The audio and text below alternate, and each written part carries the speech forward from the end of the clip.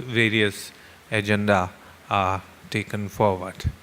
So friends, without much ado, I will now request Joao to come and give his address. For the past 50 years, ANCITRAL has been committed to pursuing its mandate of progressively harmonizing and modernizing international trade law.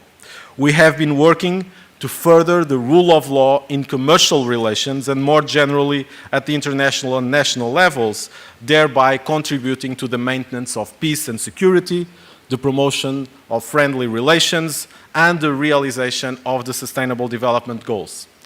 While I cannot and we cannot determine for sure that we have lived up to the Analects of Confucius in hearing the true calling from heaven, I think it is safe to say we have done well for ourselves on behalf of all UN member states and following their specific mandates. Regional cooperation and integration, especially in the Asia-Pacific region, are beneficial and lend to the promotion of cross-border trade. It is imperative to bear in mind the importance of cooperation and coordination at the international level. At ANCITRAL, we are determined to build and participate in regionally based international trade law partnerships and alliances, as is the case of Lawasia. Our efforts will progressively be framed under pluriannual and systematized regional programs around three core areas: integrated trade law reforms, sustainable development goals, and aid for trade, all pursuing long-term capacity building, in particular in least developed countries, landlocked countries, small island development states in the region. So that's rule of law. Let me now turn to human rights. Much work in this area has traditionally been generated by Lawasia's Human Rights Committee. Sri Lanka can claim credit for direct involvement in this regard, courtesy of Mr. H.W. Jayawardeneh QC, President of Lawasia between 1979 and 1981. He presided over the establishment of the committee in 1979 and oversaw the adoption of a set of basic human rights principles.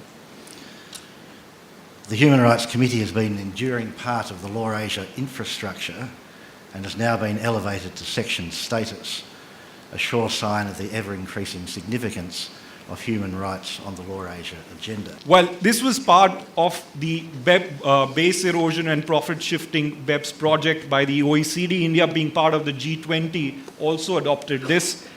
Equalization levy, in simple terms, means each time an Indian entity or any foreign entity having a permanent establishment in India makes a payment to a non-resident for advertisement and online sale, and which happens a lot because we have a lot of soap operas running in India, and the advertisement cost for those has to be paid to foreign channels, and therefore a lot of money flows out of India on this count.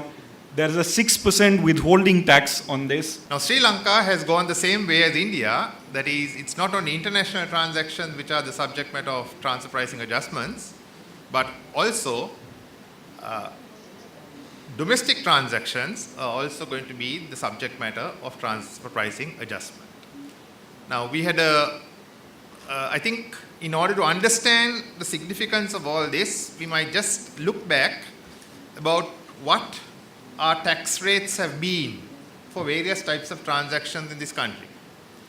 With regard to exports for a long period of time, very especially goods, was exempt from tax. And it is only in the last 2 or 3 years that all those export-oriented companies are now having to pay income tax at a lower rate of maybe 12%. This is the reason why now in this year in Sri Lanka there is so much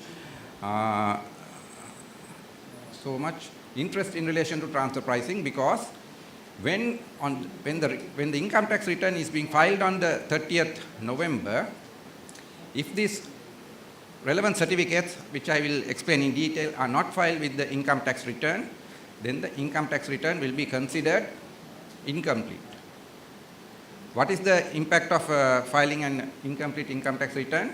The taxpayer loses the right to the time bar protection. That means an according now Newell pointed out that within 18 months period, the assessor must raise an assessment once the return is filed, and that time bar protection, which is relaxed for transfer pricing for 5 years, is not going to be applicable. And I will give you some economic hotspots on the globe, and you will see, for example, that the European-Asian trade is in volume, the biggest trade we have.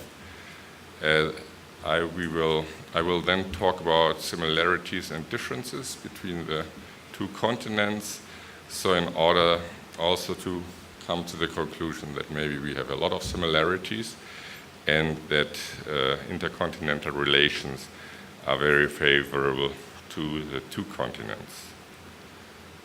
So, what is Asia?